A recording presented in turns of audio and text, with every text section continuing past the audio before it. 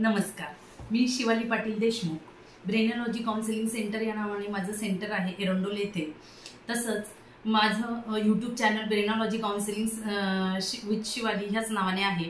तर मी आज नवीन टॉपिक असा घेऊन आली की ओसीडी हा बऱ्याच जणांना असतो, पण तो लक्षात येत नाही की हा ओसीडीचा प्रकार आहे. तर ओसीडी म्हणजे काय, तर ऑब्सेसिव्ह कंपल्सिव्ह डिसऑर्डर. म्हणजे ह्या वेळी मी एक सोप्या भाषेमध्ये समजवते, कारण की जर आपण सायकोलॉजीच्या भाषेमध्ये जर समजायला गेलो तर बरंच कठीण जाणार ते आणि ते लवकर लक्षात येणार नाही. पण मी एक जनरल साध्या भाषेमध्ये समजवते की आणि ह्या ओसीडीच्या याच्यात अनेक व्हिडिओज आणखी येतील. ज्यांना कोणाला हा प्रॉब्लेम असेल त्यांनी ते व्हिडिओ आणखी पुढे बघू शकता. तर ह्या ओसीडीमध्ये प्रामुख्याने काय होतं की पुन्हा पुन्हा हात धुवायची सवय. म्हणजे बऱ्याच व्यक्तींना काहीही कारण नसताना असं वाटतं की हाताला काहीतरी घाण लागलीये, काहीतरी लागलंय म्हणून पुन्हा पुन्हा हात धुणं. त्यानंतर काहींना असं वाटतंय की पाय सारखं सारखं धुणं. त्यानंतर एखादी वस्तू घरामध्ये जागेवर जशीच्या तशी पाहिजे, म्हणजे ती कुठंही एवढी हललेली त्यांना चालत नाही की प्रत्येक गोष्ट तिथंच हवी, त्याच ठिकाणी हवी. असं बदल थोडाही झाला किंवा थोडीही ती वस्तू इकडं तिकडं झाली तरी त्यांना घबराहट म्हणजे चिंता तयार होत असते. त्यानंतर अनेक प्रकारच्या ओसीडी असतात. पण ओसीडीमुळे काय प्रॉब्लेम क्रिएट होतात, तर त्यांच्या चिंतावृत्ती निर्माण होते. म्हणजे बऱ्याच जणांना असं वाटतं की देवाला सारखा सारखा नमस्कार करणं आणि देवा सुखी ठेव. जर आपण देवाला सारखा सारखा नमस्कार नाही केला तर त्यांच्या मनामध्ये विचार येतात की जर मी असं नाही केलं तर देव काहीतरी वाईट करून टाकेल, काहीतरी वाईट घडून जाईल, म्हणून ते ती गोष्ट पुन्हा पुन्हा करत असतात. तर ह्यामध्ये अशा अनेक प्रकार येतात. तर बऱ्याच जणांना वेगवेगळ्या प्रकारच्या ओसीडी ह्या असतात.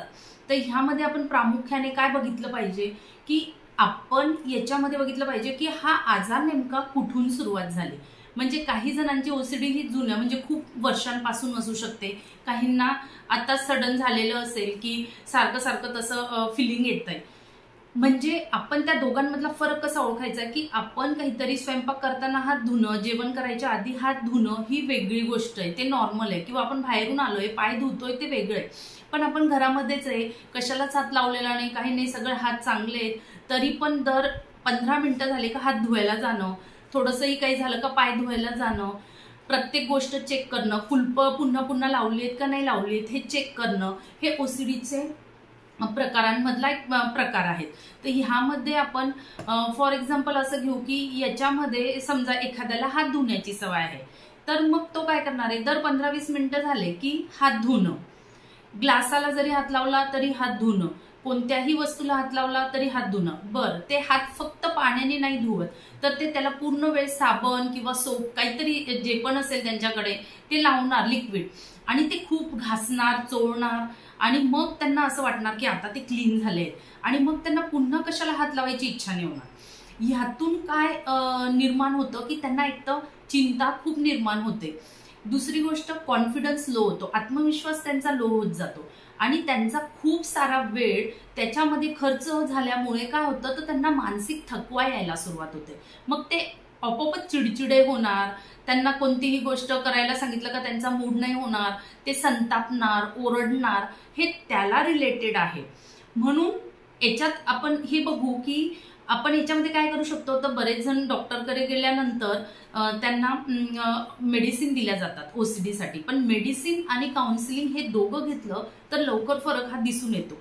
मग ह्यामध्ये आपल्याला काय करता येऊ शकतं, तर आपण कधीही त्या व्यक्तीने जर विचार केला की जर समजा ओसीडी आहे आणि ते कुठून सुरुवात झाली, म्हणजे नेमकं मूळ कसं सुरू झालं हे पहिले तपासा की कोणती असे लाईफमध्ये सिच्युएशन आली की तेव्हापासून ओसीडी मला चालू झालाय, ओसीडीचा प्रकार, ते पहिले शोधा.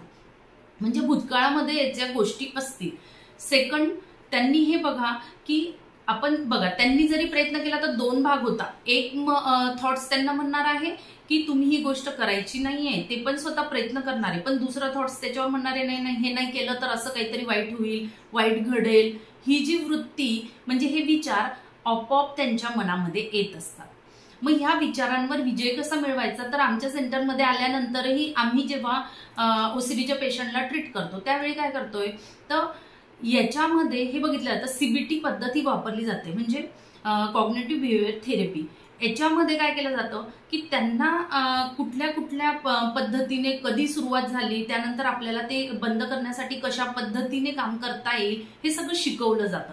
पण जर तुम्हाला घरीही करायचं असेल तर तुम्ही काय करू शकता की सगळ्यात पहिले कागद पेन घ्या. जेव्हा पहिले लिहा की भूतकाळात कधी ही गोष्ट मला स्टार्ट झाली.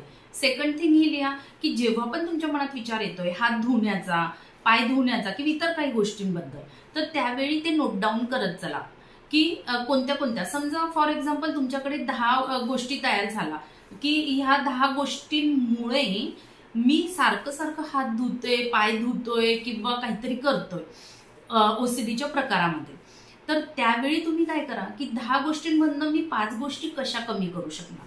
मग कशा पद्धतीने करायचं की जेव्हा पण तुमच्या मनात विचार येतोय की आता मला हात धुवायचे आहेत किंवा मला पाय धुवायचे आहेत, आपण हातांचं एक्झाम्पल घेऊ, म्हणजे हात धुवायचे, त्यावेळी तुम्ही थोडं 5 सेकंद 10 सेकंद थांबायचंय, विचार करायचा आहे की खरोखर मी हात धुणं आणि नाही धुतले तर काय घडेल.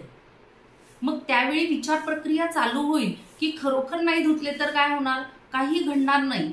म्हणून करून बघायचं की मी ह्या वेळी नाही धुतले तर काय होणार आहे. आणि जेव्हा तुमच्या लक्षात येईल की मी न धुताही काही झालेलं नाहीये, त्यावेळी तुम्ही आपोआप काय कराल की ती गोष्ट म्हणजे त्या सिच्युएशनला मग हात नाही धुणार. असं करत करत जेव्हा तुम्ही 5 गोष्टी कमी करणार, मग 3 गोष्टी आणखी कमी होणार, 2 कमी होणार, मग 0 वर येणार, म्हणजे हळूहळू ओसीडी कमी होणार. तर ह्या गोष्टींसाठी पहिले तुम्हाला प्रयत्न करणं गरजेचं आहे, त्याला वेळ लागतो, पण याच्यामुळे नंतर तुमचा कॉन्फिडन्स वाढणार आहे, तुमची चिंतावृत्ती कमी होईल, मानसिक ताण कमी होईल. आणखी ओसीडीच्या संदर्भात अनेक व्हिडिओ येणार आहेत, ते नक्कीच बघा. आणि तुम्हाला जर काही प्रश्न असले तर तुम्ही माझा मोबाईल नंबर मी खाली देत आहे स्क्रीनवर, त्याच्यावरही कॉल करून अपॉइंटमेंट घेऊ शकता. जर तुम्हाला माझा हा व्हिडिओ आवडला असल्यास याला जास्तीत जास्त शेअर करा, लाईक करा आणि सबस्क्राईब करा माझ्या चॅनलला. थँक्यू.